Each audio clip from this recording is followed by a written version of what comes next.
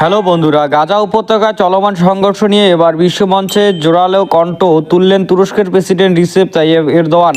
জাতিসংঘ থেকে শুরু করে আন্তর্জাতিক বিভিন্ন ফোরামে গাজা নিয়ে তার বক্তব্য বিশ্বজুড়ে আলোচনার জন্ম দিয়েছে।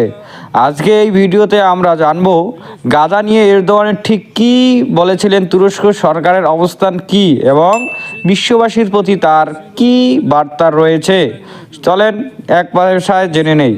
ortak vicdanını temsil eden bu kürsü গাজাবাসী আজ মানবিক সংকটের মধ্য দিয়ে যাচ্ছে। নীরব বঞ্চিত হামলায় হাজার হাজার মানুষ আহত ও নিহত হয়েছে।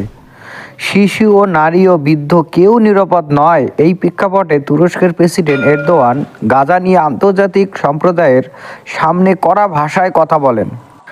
এরদোয়ান স্পষ্ট করে বলেছেন, গাজার অবলম্বে যুদ্ধবিরোধী কার্যকর করা ছাড়া কোনো বিকল্প নেই। তিনি বলেন, বেসামরিক মানুষের উপর হামলা মানবতার বিরুদ্ধে অপরাধ। এরদোয়ানের মতে যুদ্ধ যত দীর্ঘ হবে ততই সাধারণ মানুষের দুর্ভোগ বাড়বে। এ কারণে আন্তর্জাতিক শক্তিগুলোর দায়িত্ব এখনও পদক্ষেপ নেওয়া। গাজার মানুষকে জোর করে ঘরছাড়া করার যে পরিকল্পনা বা আশঙ্কা তৈরি হয়েছে তার বিরুদ্ধে তীব্র আপত্তি জানিয়েছেন এরদোয়ান। তিনি বলেছেন, গাজার মানুষ তাদের ভূমিতেই থাকবে, কোনো শক্তি তাদের নিজ ভূমি থেকে উৎখাত করতে পারবে না। এরদোয়ানের ভাষায় জোরপূর্বক ইচ্ছেদ আন্তর্জাতিক আইনের সরাসরি অলঙ্ঘন। প্রেসিডেন্ট এরদোয়ান জানিয়েছেন, তুরস্ক গাজার জন্য মানবিক সহায়তা পাঠানো কখনো বন্ধ করবে না। খাদ্য, ওষুধ, পানি, জরুরি সহায়তা সবকিছু বাধাহীনভাবে গাজায় পৌঁছানো নিশ্চিত করবে। তিনি আরও বলেন, মানবিক সহায়তা বাধা দেওয়া মানে নিরীহ মানুষের কষ্ট আরও বাড়িয়ে তোলা। এরদোয়ান বিশ্ববাসীর প্রতি প্রশ্ন ছুড়ে দিয়ে বলেন, মানবতা কি শুধু কথার মধ্যেই সীমাবদ্ধ থাকবে?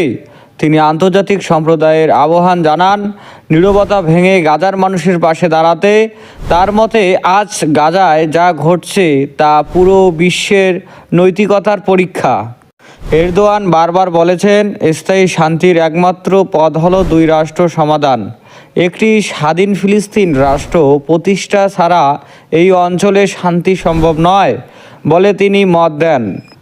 এরদোয়ান বিশ্ববাসীর প্রতি আহ্বান জানিয়ে বলেন, নীরব না থেকে গাজার মানুষের পাশে দাঁড়াতে হবে। devam edeceğiz. Azerbaycan ve Ermenistan arasında barışın tesisi için tarafları en başından bu yana cesaretlendirdik.